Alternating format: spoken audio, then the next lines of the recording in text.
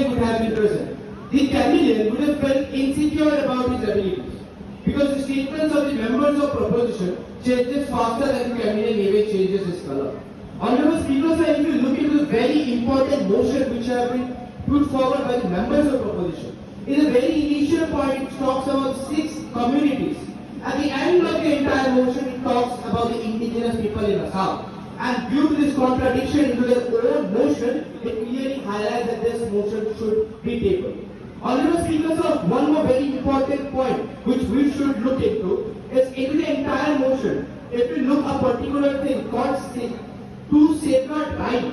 Now when we look into right, it's a singular form, which means it's not about the rights of the indigenous people, it is just a single right of the indigenous people, a singular entity. And when we have a single entity, the members of proposition, they themselves have contradicted their points again and again and again. A long meeting, Honorable Speaker, sir, and is on this gathering. For a certain cause today, I stand here strongly opposing the motion put forward by my fellow members of proposition. Honorable Speaker, sir, if the entire agenda has to be bifurcated into 3 different sections. Now, if we initially move into a very important term, that is the word only. Now, only cannot be the only particular thing which in this moment we can safeguard the rights of the indigenous people or preserve the culture. Now, when we look about the cultural preservation, we have to see that the cultural preservation, a lot of factors depends on education and representation. The IITs, IIMs, I'm sure we can name a few.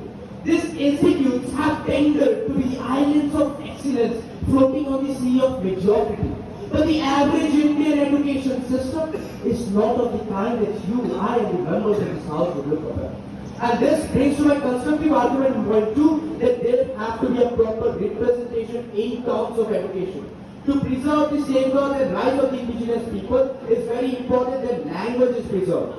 The scripts are being preserved, and for that particular reason, it is the indigenous education which have to be preserved particularly.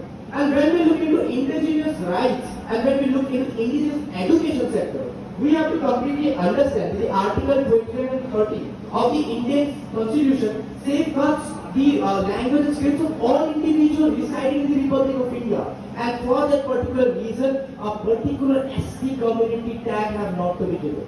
Our members of the proposition multiple times they have mentioned that the ST recognition is the only way. Now when we look at the ST recognition in the entire region of Assam, we can see there are multiple communities with thrive. Now when we look into those multiple communities, we can find major differentiation. Now there is a community, the non-ST community, that is the Tayaham or the Old Transmotion. Whereas there are also the ST communities which have been reserved, that is the Karbi and the Bode. We can clearly see in both of the, in terms of economic section, the one which do not have a ST recognition somewhere outperform the one who have an ST recognition. It's clearly established the fact that it is not only the tag or the recognition under the ST category which is required and the only way. Now apart from that, a very important section is about when I mentioned about the representation. Now representation is not based on education or any sort of things which come into our daily life. In the recent time, a vice president quite mentioned that the Sikhu community. Now what's the Sikhu community? It's a very small community which only comprises of around 3,000 to 5,000 people. Now, but a movie has been made on this Sikhu community and it has been nominated in the Berlin Film Festival, also into the Canada Film Festival, and that is the particular reason this representation drives us to a particular moment that the government takes action. And after completely respecting the constraint of time, I would like to end my list. Please conclude, time is over. I would like to end my list of arguments with a very simple quote by Stephen Hawking. Stephen Hawking mentioned, and I quote, "The greatest enemy of knowledge is not ignorance. It is the illusion of knowledge," unquote. So with this, I rest my case, but definitely not my cause. Thank you, Honorable Speaker, sir. Thank you, August. Thank you, Janandar.